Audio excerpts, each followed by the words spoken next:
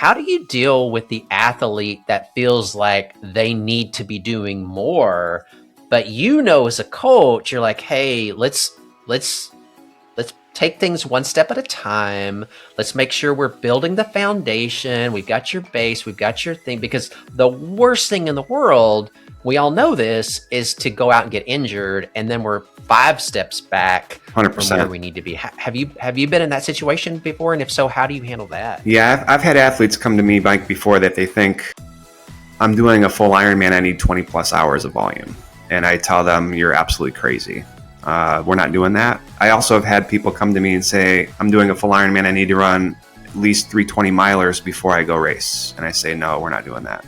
So I think as a coach, one of the things I learned very early on, I actually learned this from my second coach that I really respected a lot. And, as a coach, my goal is to provide the least effective dose, right? It's like, I know the volume and the metrics that are needed to hit time-wise, I guess, within training when it comes to, like, let's say an average middle of the pack athlete, I know needs to hit X number on these longer runs so that I know they're going to complete the marathon within their expected time. Some people can go around 4 hours. Some people I've had go closer to 3:15 on a marathon off the bike in an Ironman. So I think, when it comes to all levels, it really depends. All levels of performance require different levels of coaching, right? So I think it depends on how fast the athlete is or how developed the athlete is. Is the athlete newer to the sport? Has the athlete been in the sport a long time?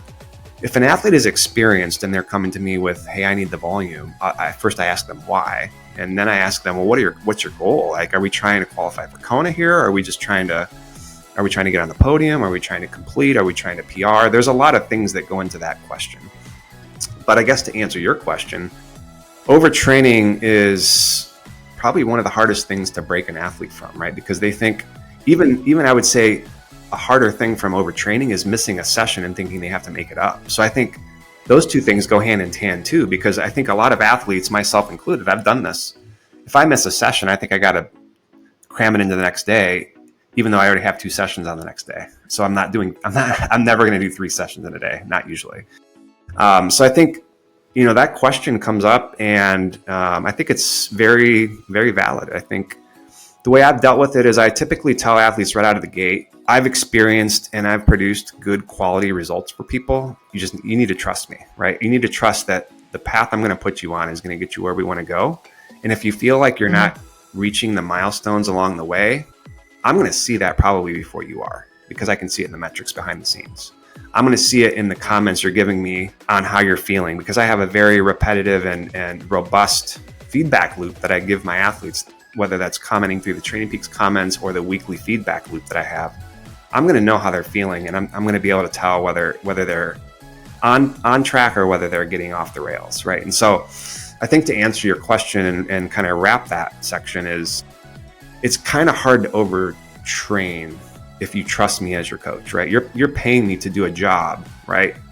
Let me do my job. I guess that's the short way of saying it.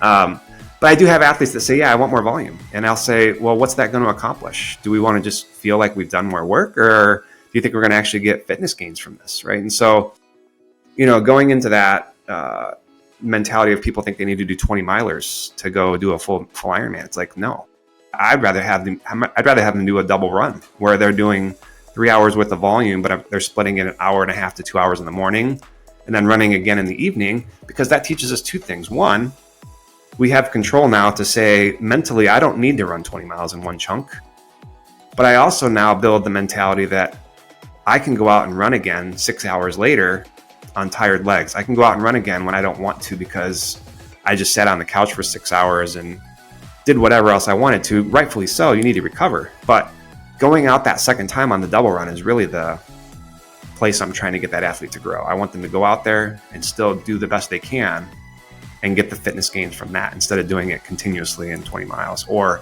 teaching them how to walk at the end of that 20 miler. Because let's face it, some people will say, I'm going to go run a 20 miler, and they're walking the back 5 miles of that, or they're walking a portion of that back 5 miles. And let's face it, the people that are doing Ironmans at the full distance level, I'd say less than 50% of athletes are running the entire marathon, right? And it may be even less than that. Right. So at some point we're walking, myself included. I've walked on a full Ironman twice. So to really run an entire 26.2 off the bike is usually a pretty top level performance. I'm not talking pro level performance. I'm just talking a top age group performance. And it takes a lot of fitness, discipline, and pacing to get there. So